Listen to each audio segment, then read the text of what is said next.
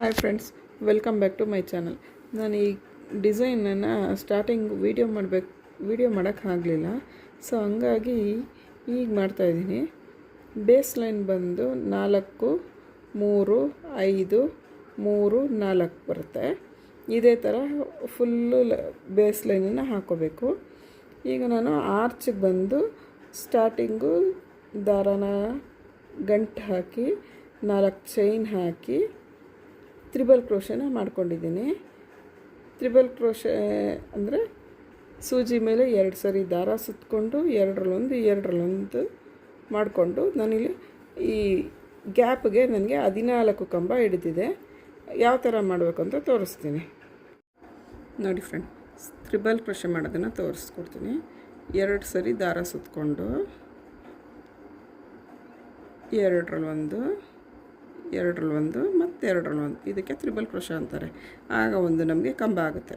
ಅದೇ ಥರ ಕಂಬನ ಈ ಅಂದರೆ ಈ 5 ಚೈನ್ ಹಾಕಿದ್ದೀವಲ್ಲ ನಾವು, ಅಲ್ಲಿಗೆ 13 ಕಂಬ ಹಿಡಿಯುತ್ತೆ.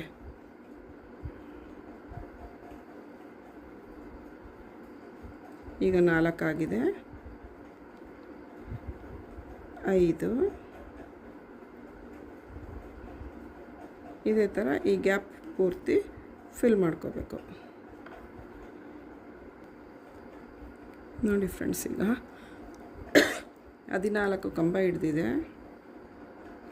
14 ಕಂಬ ಆದಮೇಲೆ ಈ 3 ಚೈನ್ ಗ್ಯಾಪ್ಗೆ ನಾವು ಲಾಕ್ ಮಾಡ್ಕೋಬೇಕು. ಇದೇ ಥರ ಕಾಣಿಸುತ್ತೆ ನೋಡಿ ಫ್ರೆಂಡ್ಸ್. ಇದು ಫುಲ್ಲು ಕಂಪ್ಲೀಟ್ ಆಗಿದೆ. ಈಗ ನೆಕ್ಸ್ಟ್ ಸ್ಟೆಪ್ ತೋರಿಸ್ತಾ ಇದ್ದೀನಿ. ಲಾಕ್ ಮಾಡಿ 1, 2, 3 ಚೈನ್ ಹಾಕಿ ಇಲ್ಲಿಗೆ ಲಾಕ್ ಮಾಡ್ಕೋಬೇಕು.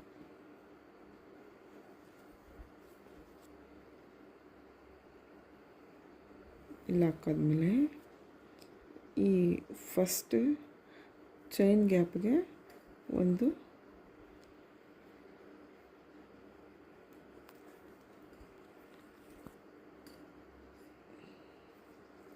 ಈ ಚೈನ್ ಗ್ಯಾಪಿಗೆ ಒಂದು ಲಾಕ್ ಮಾಡಿಕೊಂಡು ಸಿಂಗಲ್ ಕ್ರೋಶೆ ಮಾಡ್ಕೋಬೇಕು. ಈಗ ನಾನು ಇದಕ್ಕೆ ಒಂದು ರೌಂಡ್ ಬೀಡನ್ನ ಇನ್ಸರ್ಟ್ ಮಾಡ್ತೀನಿ.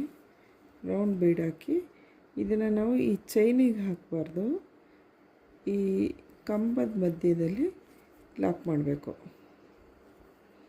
ಅದೇ ಥರ ಇನ್ನೊಂದು ಬೀಡ್ ಹಾಕಿ ಅದನ್ನು ಈ ಕಂಬದ ಮಧ್ಯಕ್ಕೆ ಲಾಕ್ ಮಾಡಬೇಕು.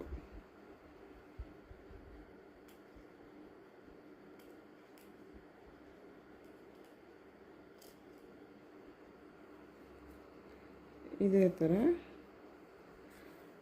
ಬೀಡನ್ನ ಲಾಕ್ ಮಾಡ್ತಾ ಹೋಗಬೇಕು. ಯಾವಾಗಲೂ ಈ ಥರ ಡಿಸೈನ್ ಹಾಕ್ಬೇಕಾದ್ರೆ ಕಂಬದ ಮಧ್ಯದಲ್ಲಿ ಲಾಕ್ ಮಾಡಬೇಕು ನೋಡಿ ಫ್ರೆಂಡ್ಸ್. ಇದರ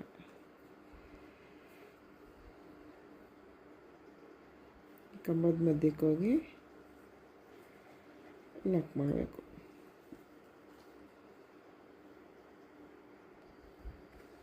ನೋಡಿ ಫ್ರೆಂಡ್ಸ್, ಈ ಥರ ಬೀಡ್ ಹಾಕಿದ್ಮೇಲೆ ಈ ತುದಿಗೆ ಲಾಕ್ ಮಾಡ್ಕೋಬೇಕು.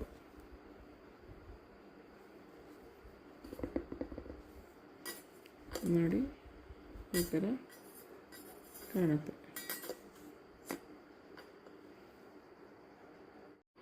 ನೋಡಿ ಈ ಥರ ಕಾಣಿಸುತ್ತೆ ಬೀಡ್ ಹಾಕಿದ್ಮೇಲೆ. ಮತ್ತು ಈ ಗ್ಯಾಪಿಗೆ 4 ಚೈನ್ ಹಾಕಿ ಅದೇ ಥರ ಕಂಟಿನ್ಯೂ ಮಾಡ್ಕೊಂಡು ಹೋಗೋದು ನೋಡಿ ಫ್ರೆಂಡ್ಸ್. ಇದು ಈ ಸಾರಿ ಫೈನಲ್ ಲುಕ್.